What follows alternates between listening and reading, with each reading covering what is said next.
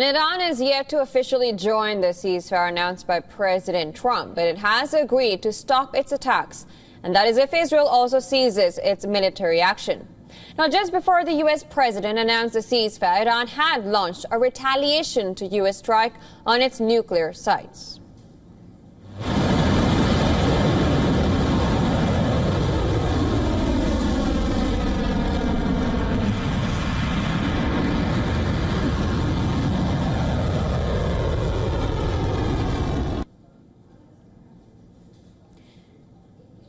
Iranian missiles rained down on America's largest air base in West Asia, the Al Udeid Air Base, located just outside Qatar's capital, Doha. The attack was expected, but the U.S. reaction already hinted at a de-escalation. President Trump thanked Iran for advance notice of its retaliation and to avoid any casualties. He called for both Iran and Israel to now proceed to peace. Now, the reactions show that the attack was more of a symbolic retaliation. Trump reported that no Americans were harmed and hardly any damage was done, before adding that most importantly, Iran have gotten it all out of their system, is what he called, and there will hopefully be no further hate. Now, Trump confirmed that Iran had fired 14 missiles. That is the same number of missiles U.S. fired during the attack on the 3 Iranian nuclear sites. Now, New York Times reported that Iran had informed Qatar before the attack and gave advance notice that attacks were coming to minimize casualties. The report, citing 3 Iranian officials, said that Iran symbolically needed to strike back at the U.S., but at the same time carry it out in a way that allowed all sides an exit ramp.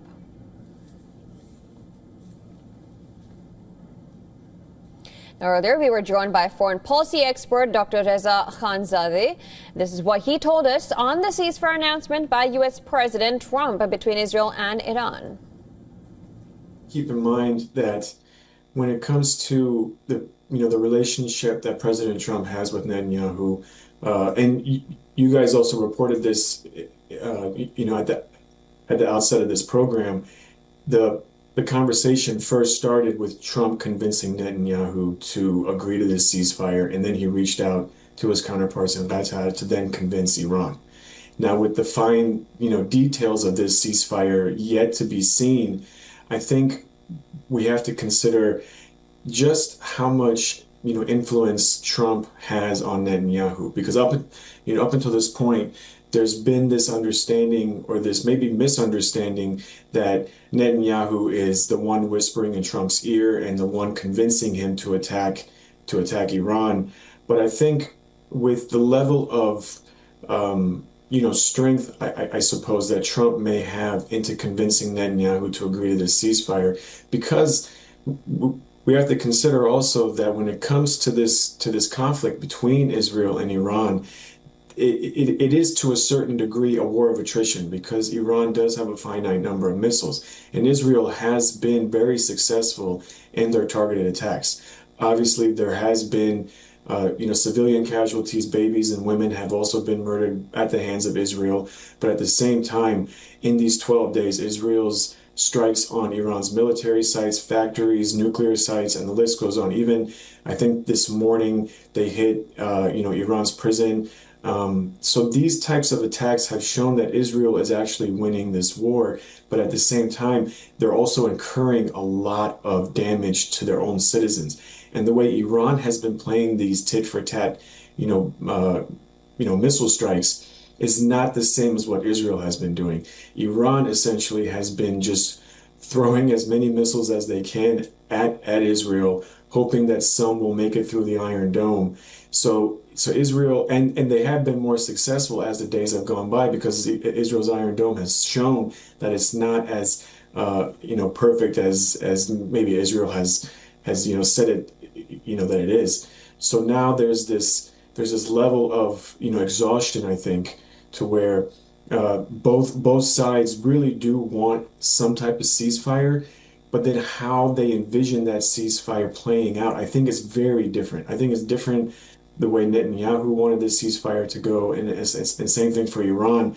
But at the same time, there has to be some level of compromise where I think Trump, that's where he and his team were able to find that compromise.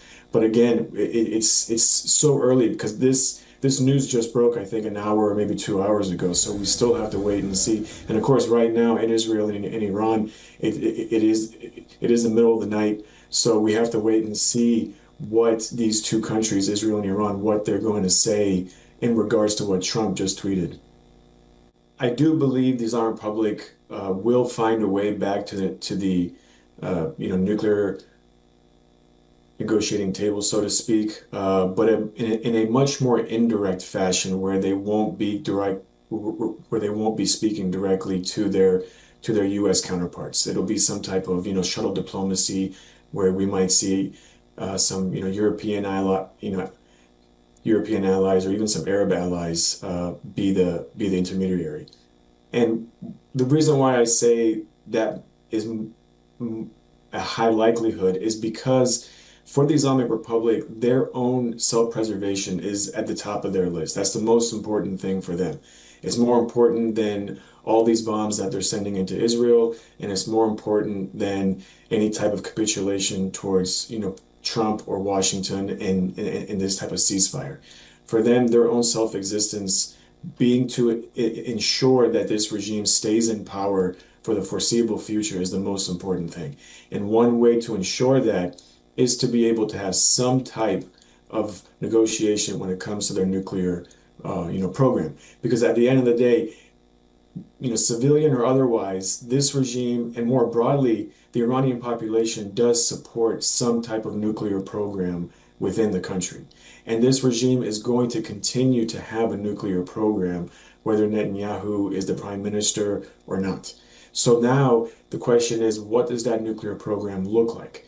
It can be civilian, or it could be, more of a, military capability. But that's where these negotiations are more important, because Iran has seen what the United States is capable of. They have now felt it firsthand that their entire nuclear program could be destroyed even more than it already has, and they're not willing to give up what they've already lost. So now I think for them it is very important to have those negotiations. But then at the same time, to your first question, what we have is essentially a type of new world order, if you will, when it comes to the Middle East. If we date back all the way to April of 2024, which was the first tit-for-tat strikes between Israel and Iran, and then it happened again. Round two was in October of 2024, and then now we're living through the hopefully the end of round three between Israel and Iran. A lot of firsts occurred. Israel attacked Iran directly. That was the first in modern history. Same thing with Iran attacking Israel, and also with U.S. attacking Iran directly, and then now today, I think it was, or it was yesterday, Iran attacking a U.S. military site in Qatar. Because if we go back to, I think, January of 2020, when President Trump's first term, when he assassinated Qasem Soleimani, Iran's counter to that was bombing a U.S. military base in Iraq. This attack in a U.S. military base in Qatar was the first time that Iran has attacked a U.S. military base outside of Iraq. So we are living through a lot of firsts, which now sets a new precedent. Which means even if Iran does continue this nuclear program, and if the IAEA or if U.S. intelligence, Israeli intelligence, in the next couple of years, if they start to catch wind that maybe Iran is starting to build towards a nuclear weapon, we're going to relive all this all over again. It'll be more direct strikes, it'll be more bombings, it'll be more attacks, and who's to say that it won't be even worse than it has been these past 12 years?